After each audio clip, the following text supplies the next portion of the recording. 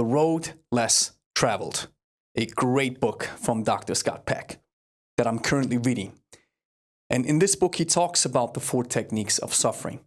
It's my second book from Dr. Scott Peck that I'm reading. He's a psychotherapist and a psychoanalyst. And the first book that I read was The People of the Lie, a powerful book where he shares stories from his work as a psychotherapist, trying to explain evil. And he comes to terms with the fact that evil in and all by itself cannot be quantified by science, which leads him to very interesting conclusions. Another book that I recommend. And in The Road Less Traveled, he talks about discipline, love, raising your kids, improving your quality of life, and these techniques of suffering that I'm going to talk about in this video. I highly recommend to cop both of his books. So what is suffering? I tie it together with what the late, great DMX was saying in one of his songs. In Slipping, he says, to live is to suffer, and to survive is to find meaning in the suffering. So living life is to suffer, at least to a certain extent. And with these 4 techniques, Dr. Scott Peck lays out a foundation to improve that type of suffering and to improve your quality of life. So what are the 4 techniques of suffering? Number 1, delayed gratification. Number 2, acceptance of responsibility. Number 3, dedication to truth. And number 4, balance. And then he wraps it up with one complete sentence that I'm going to share at the end of this video. This is so powerful because it binds everything together. So let's talk about these techniques. Technique number 1, delayed gratification. I think that's a technique that is incredibly sought after in today's day and age that we live in. As we all know, social media has changed the world. Smartphones have changed the world. And social media, Instagram especially, has this type of reciprocal relationship with you, with the user, as it grants you instant gratification. Instant gratification in the terms of scrolling through the feed, getting instant dopamine kicks. And second, when you post something, and I don't think you even have to be a content creator to experience this kind of gratification process that's happening. So when you post something, YouTube though is a little bit different. YouTube has a different way of a gratification system, but that's another video, another topic for another video. So Instagram, you post something, you get immediate likes once you update your profile, and maybe you get a couple of follows, and all of these things are instant gratification or is instant gratification.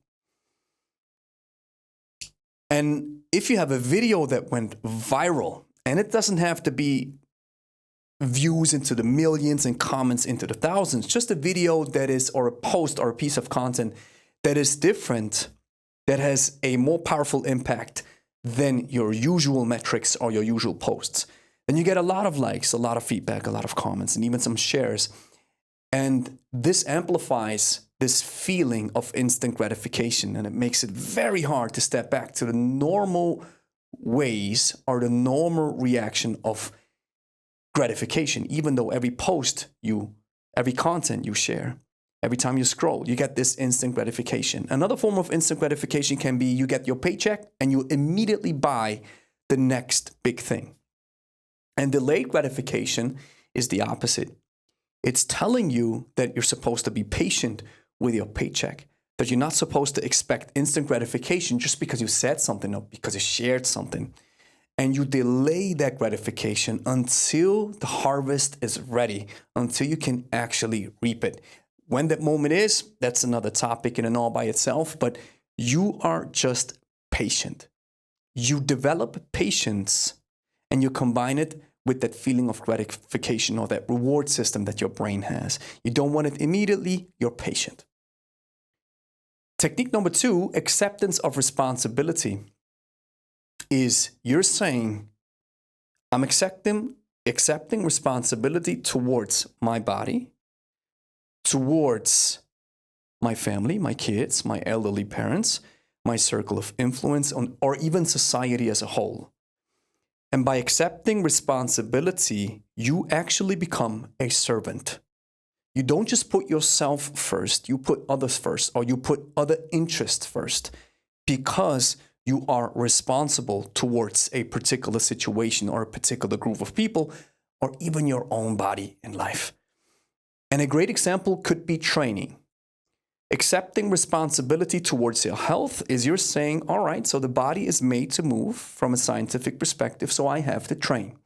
If I have reached a certain age, then my body is decaying more rapidly than earlier. And so since it decays more rapidly and I'm losing strength, I'm losing muscle, I'm losing gains, I have to do something to combat this deterioration. Unfortunately, it's going to deteriorate anyway, but we can still improve our quality of life. And if we are stronger and if we are fitter, we are a less burden on the healthcare system, and we can take care of our families, our friends, so on and so forth. We can be a strong beacon of hope and a strong beam that many people can put their house on. It's maybe for society in the bigger picture, or for our families, our friends, our kids, our parents, or even for our own self. Just taking care of your body is a fact that you are taking responsibility. Number 3, I love this one. You're dedicated to truth. And Dr. Scott Peck means truth that is based in reality. We can also call it objective truth, because he says mental health is all about having a firm grasp and relationship with reality. So for example, if we take weight loss, we say the objective truth is you have to be in a calorie deficit. This means you have to eat less and burn more in order to get rid of the excess fat. Now, your subjective truth might be, yeah, I'm trying this, but it's not working. But if you compare your subjective truth with the objective truth, you should realize, since you have a firm grasp with reality, that there's nothing wrong with reality. There's probably something wrong with your perception. So you have to change your perception. You have to change your subjective truth and then move it closer to reality or the objective truth. And there's a lot of objective truths out there. And if you don't agree on the calorie deficit, you surely agree that one of the objective truths in life is that we're all going to die. And so being grounded and dedicated to truth can actually be very helpful, or can be a strong indicator towards your mental health. And then technique number 4, which I think is very interesting, is balance. And Dr. Scott Peck says with balance, you're offsetting the initial dedication to truth, acceptance of reality, or the delayed gratification. If we talk about these 3 techniques that come before technique number 4, So what that means is, if we apply balance towards instant delayed gratification, sometimes you instantly gratify yourself. If we apply balance to acceptance of responsibility, maybe there comes a time in your life where you have to defer that responsibility, be that forever or just temporary. And if we apply balance to dedication of truth, is sometimes your subjective truth might hold weight. And that can be that we know for a fact, if I'm in a calorie deficit, I can still eat some pieces of chocolate and I'm good with it. However, if you have a bad relationship towards chocolate, we say that brain number 1 always overrides brain number 2. So your brain has a higher force or a higher power than your digestive systems. So I can eat chocolate and I'm totally fine with it because I don't have an issue with it. You, however, who do have a very strong and negative connotation towards chocolate, you eat it, your brain is sending these negative signals down to your intestines, and then your body or your intestines react accordingly. So there might be some form of subjective truth that you have to apply towards the objective truth. Powerful stuff. And now he follows up with something that I think is so powerful and so incredibly applicable also in today's day and age that we need to talk about this a little bit. He says, we have these 4 techniques of suffering.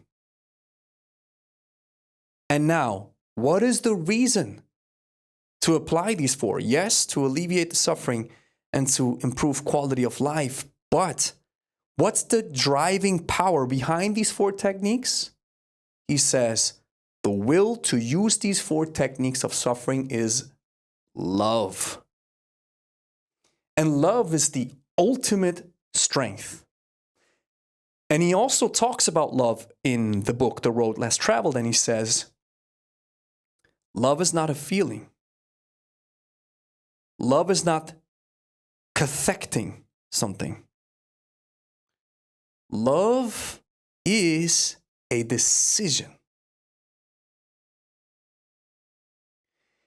A decision that is always based